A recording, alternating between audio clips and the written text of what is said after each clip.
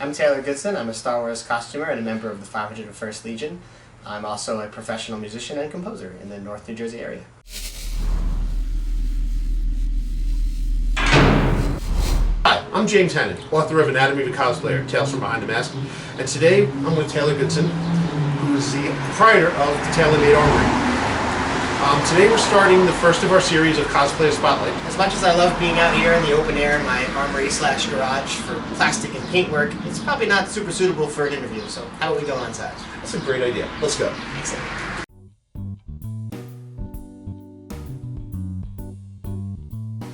I actually got into costuming by accident.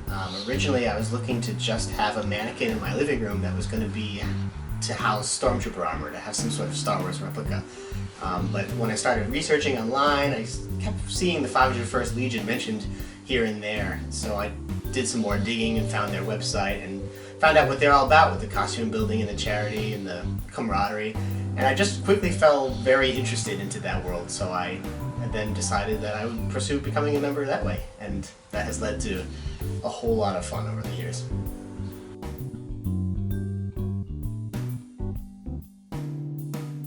Oh, costuming is all about fan interaction and having fun.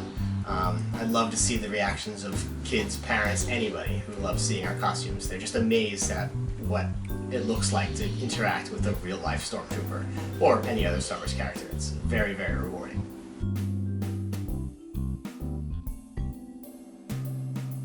My intention for my first costume was to build a Stormtrooper, as I wanted it for the mannequin. But once I learned more about how to build a costume, I was very trepidatious about how to go about that. So I decided to actually shift from doing a Stormtrooper to a Sandtrooper. And the reason for that is that a lot of the weathering and building techniques can help mask mistakes, and I was pretty confident that I would make a couple mistakes along the way for my first costume. So I switched to the Sandtrooper, and that would let me mask my mistakes with different painting techniques and other little mysteries there.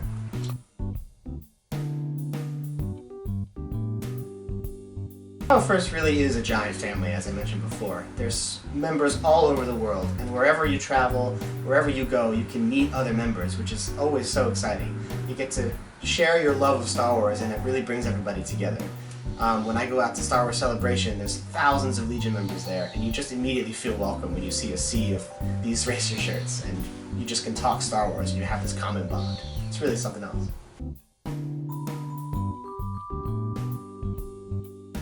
Becoming a member of the 501st Legion can be a very daunting process. There's a lot of requirements that you have to abide by.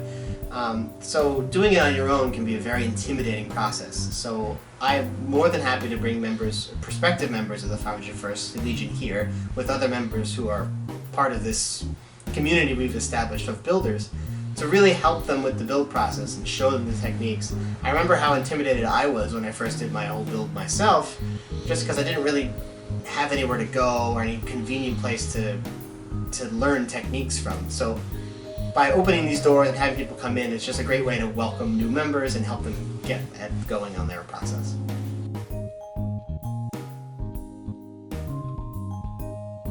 If you're interested in joining the 501st Legion, you need to own a screen-accurate Star Wars costume and be accepted into the group.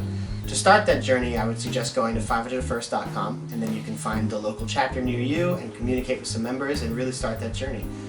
It's a big decision to pick your first costume, but you gotta start somewhere, and going to that website is the great first step.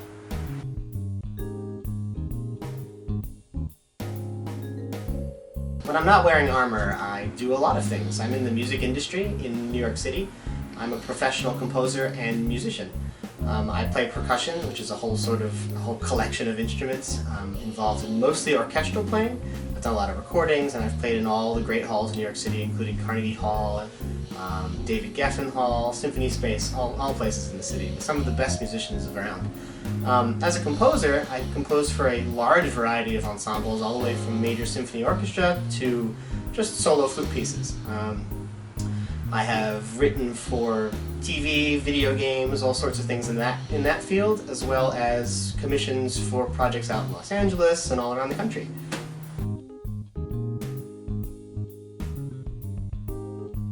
The biggest composition project was my first symphony, The War of the Worlds. It was named that as it's based on the book by H.G. Wells of the same title. It was premiered in June 2017, and it required a full symphony orchestra. It also featured a lot of multimedia. There was a projector and quotes from the book happening at different parts of the symphony as the whole symphony went through the entire tale of the book. It was a very rewarding experience. When you learned that I was a composer, you had the idea to do a video at one of our conventions, and you wanted me to write music for the Legion of Supervillains, and I thought that was a great idea. I was very excited about that. I always love writing music in the fantasy genre or the comic book style. It's always a lot of fun, so I was very excited when that project came to fruition.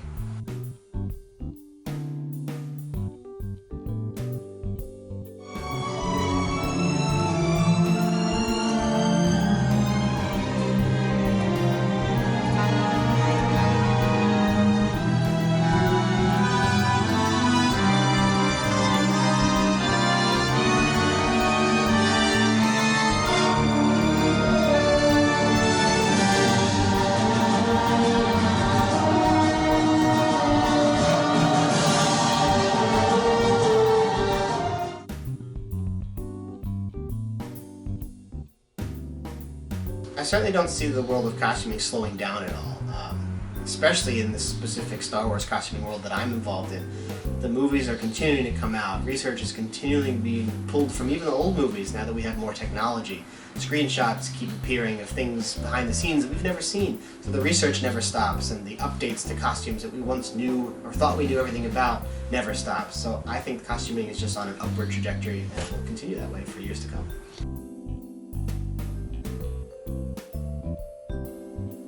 I do not consider myself a cosplayer. My primary focus is replicating screen use costumes, specifically in the Star Wars environment. I don't really act as the characters I portray. I'm really just focused on replicating the costumes as you see them on film.